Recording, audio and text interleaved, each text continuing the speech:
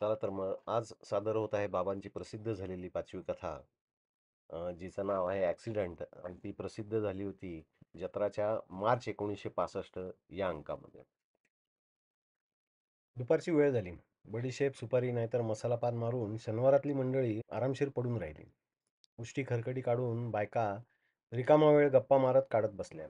निवांत झोपलेल्या शनिवार पेठेत पोरं भोवरे फिरवत भांडत होती. एकाएकी काय झालं कोणास ठाऊक? ट्रकचा धाड धाड आवाज आला आणि ब्रेकचा कर्णकटू आवाज झाला. पांघरुणं फेकून देऊन पुरुष मंडळी गॅलरीत धावली. तुळशीला घालायचं पाणी द्वारका काकूंच्या हातून रस्त्यावर सांडलं. विजायला आलेला सिगारेटचा झुरका मारत अनंतराव पंडित लगबगीने दाराबाहेर आले. एकाएकी सगळे लोक काय काय झालं काय झालं असं एकमेकांना विचारित ट्रकपाशी येऊन उभे राहिले.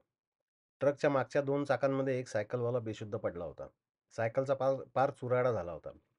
ट्रकचं दार दांडकन लावून ड्रायव्हर खाली उतरला. तोंडातल्या तोंडात शिवी हासडत तो ट्रकच्या मागच्या बाजूला गेला. तेवढ्यात काही उत्साही तरुणांनी त्या सायकलवाल्याला बाहेर काढण्याचा विचार केला. तेवढ्यात अनंतराव सिगारेटचा शेवटचा झुरका मारत ओरडत आले, "अरे, त्याला हात नका लावू. डोंट टच हिम. तो जिवंत असेल तरच त्याला हात लावा. पंचनामा व्हायला पाहिजे. त्याला धराल आणि तुम्ही पोलिसात सापडाल." अनंतरावांचं कायद्याचं ज्ञान संपूर्ण शनिवार पेठेला ठाऊक होतं. त्यामुळे सायकलवाल्याला हात लावायला कोणी तयार होईना. बरं, ट्रक पुढं घेतली तरी पंचायत. मग अनंतरावांनी चार जाणत्या मंडळींना पंच म्हणून घेतलं. सायकलच्या आणि ट्रकच्या जागा नीट हेरल्या, खुणा केल्या आणि ट्रक जरासा पुढे घेतला. सायकलवाल्याजवळ जाताच एकदम दारूचा भपकारा आला. "प्यायलेला दिसतोय," एक गृहस्थ म्हणाले. "कोण, ट्रक ड्रायव्हर?" "छे हो, सायकलवाला." "कमाल आहे. अहो, ट्रकवालेच पितात अशी माझी समजूत होती." "तेवढं बोलू नका साहेब, माळकरी आहे मी. दारूला हात नाही लागत आपला." ट्रक ड्रायव्हर पुढे होत म्हणाला. एव्हाना ॲक्सिडेंट कसा झाला याची चर्चा सुरू झाली होती. "कमाल आहे हं.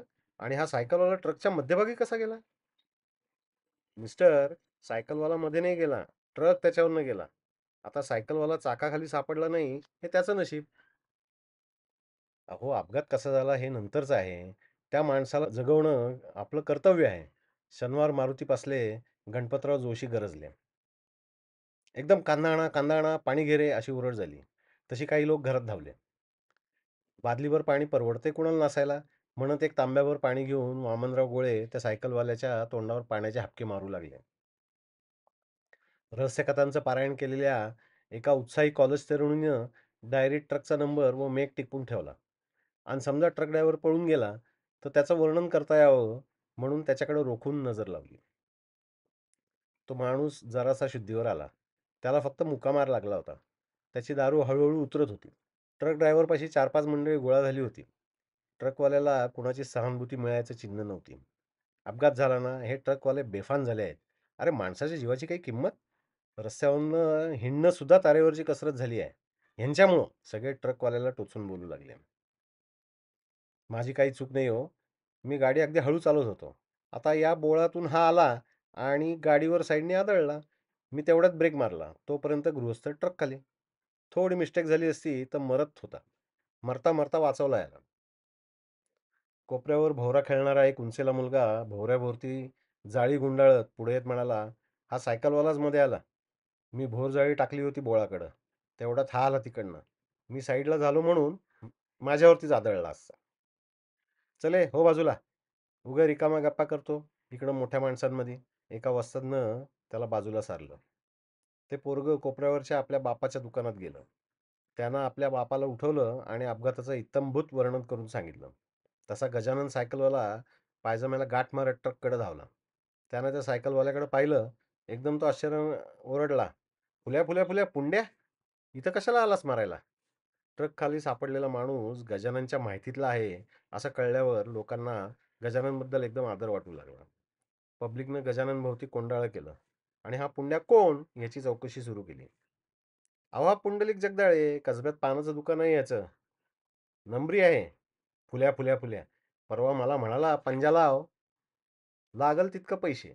बरं आलं ट्रक खाली सापडला. मग काय, ट्रकवाल्याला शिक्षा होणार ना? फारच बेफाम झाले आहे ते लोक. अहो, टिळक रोडला रोज एक माणूस मरतोय ट्रक खाली.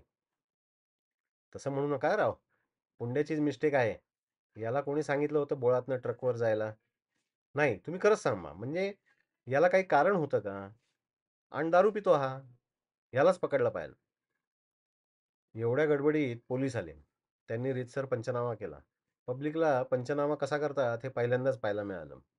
सगळे लोक निवांतपणे पंचनामा पाहू लागले. पोलिसांनी पुंड्या आणि ट्रक ड्रायव्हर यांना जीपमध्ये घातलं. जाता आता एका पोलिसानं पायानं पुंड्याची सायकल फुटपाथपाशी रेटली. गजानननं दुरूनच सायकलकडे नजर टाकली. गजाननला अपघाताची इत्थंभूत माहिती कळल्यानं आळीतले उशिरा जागे झालेले लोक गजाननकडे आले. फिरून फिरून गजाननला अपघाताचं वर्णन विचारू लागले. तो ट्रकवाला सुटणार. तो काय अडकत नाही. पुंड्याचीच मिस्टेक आहे. 3 शिक्षा होणार राव त्याला. अपघाताला कारणीभूत, ट्रॅफिकला अडथळा केला. अरे ट्रॅफिक आहे कुठं शनिवारात? गप रे, निष्कारण माहिती नाही तर आवाज करू नये.